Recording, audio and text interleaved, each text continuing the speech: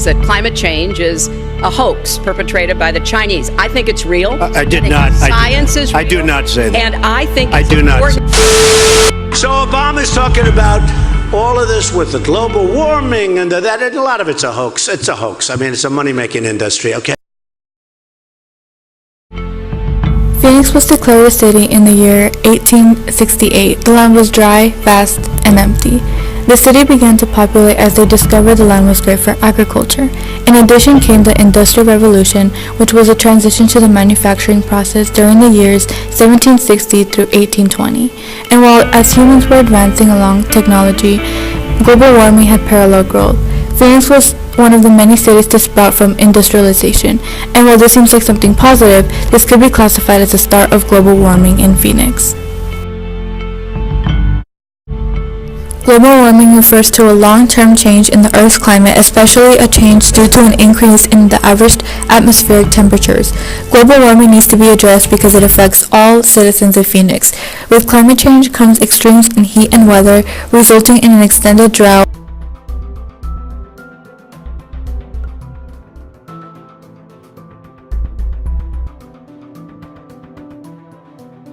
So, do you believe in global warming? Yes, it has been shown based on scientific data that the Earth's surface is increasing its temperature. So what do you think causes global warming?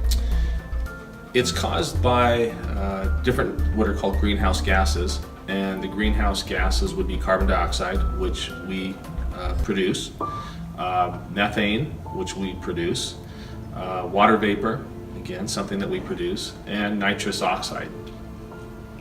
So what can Phoenix do to reduce global warming?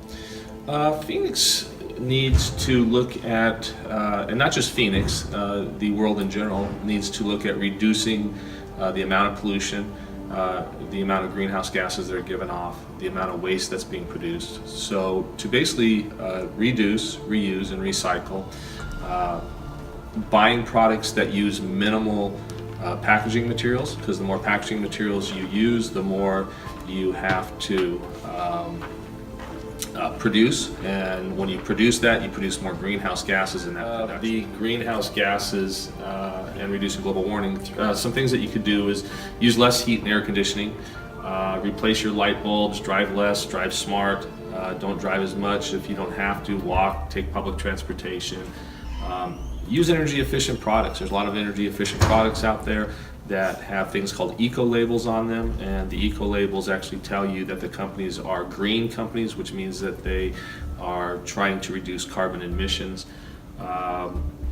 Turn things off, and probably one of the things that we all could do is just plant a tree. Trees produce oxygen, they take CO2 out of the air, and that would be a good thing. Okay, do you believe there is a correlation between natural disasters and global warming? There's been shown to be a correlation between occurrences, not necessarily of natural disasters, but the correlation would be more in the amount of the severity of them. Things that you're seeing as the surface temperature goes up, there's more droughts in certain areas that never had droughts before. Also, you're seeing much stronger storms. So what are corporations doing to combat global warming? Corporations in general, what they're doing is they're trying to become more green, a lot of them. They're trying to actually appeal to their consumers. And so from the standpoint of what they're trying to do is produce products that are green. That's again going back to the eco labels, showing that they are again looking to produce a product that doesn't use a lot of greenhouse gases. Is there hope that we will do something before it's too late? It appears that people are trying to. I mean, it appears that organizations, I think people are getting more aware, and I think we are trying. I think the question kind of comes down to whether it's too late, or do we have the ability to change our future. Thank you. In order to put this issue into perspective, let's talk numbers. Every day, more than 60 million water bottles are sent to landfills. That's 22 billion annually, with only 20% of those being recycled. In addition to this, it takes 1,000 years to degrade one single water bottle. 8% of the consumption of oil in the country is used for the production of this multi-million-dollar industry. The production of plastic consumes fossil fuels and oils, releasing carbon monoxide, hydrogen, sulfide, benzene, ozone into the atmosphere, not to mention the fact that the production process uses large amounts of water.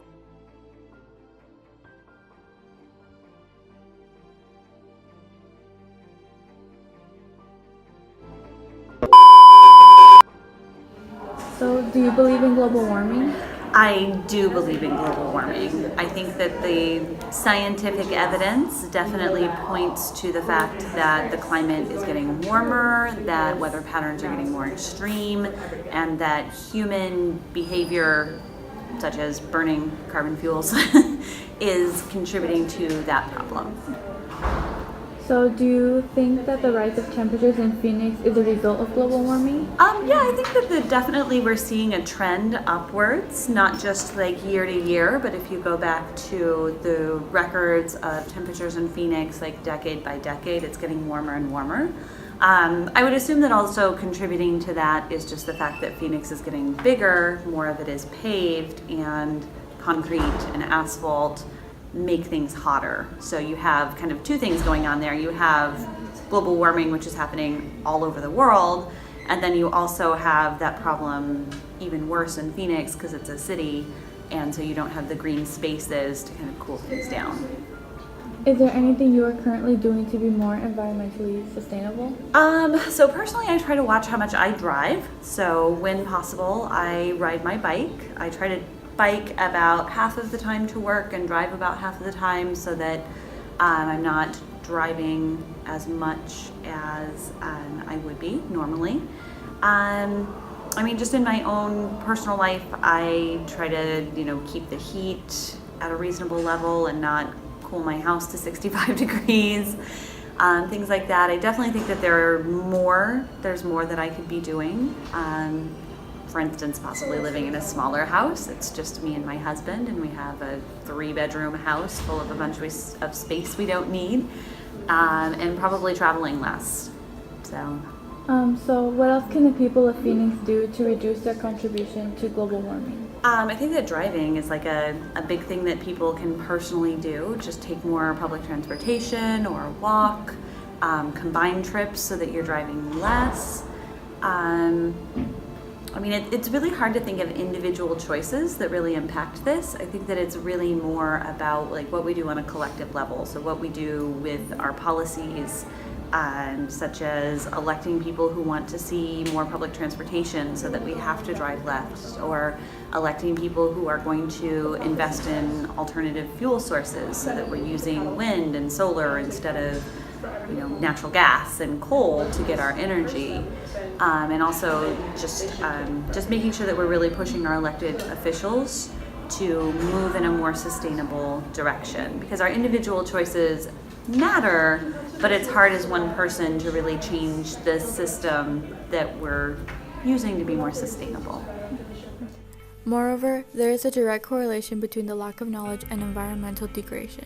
If schools in Phoenix were to educate their students on sustainability at an early age, the students will then grow aware of the issue. The outcomes of integrating the importance of global warming in children who will soon lead the next generation could completely change the future of Phoenix. A simple 1-hour class every now and then, and explaining our current environmental situation in simple ways that each of us could contribute would make a great difference. This doesn't have to be an everyday occurrence for there to be an effect. Many would strongly argue that sustainability and education go hand in hand. School officials state that education shapes values and perspective. Another solution would be to purchase electric cars rather than purchasing cars that run on gas. Vehicles that are non-fuel efficient will emit harmful chemicals into the atmosphere, which produces ozone.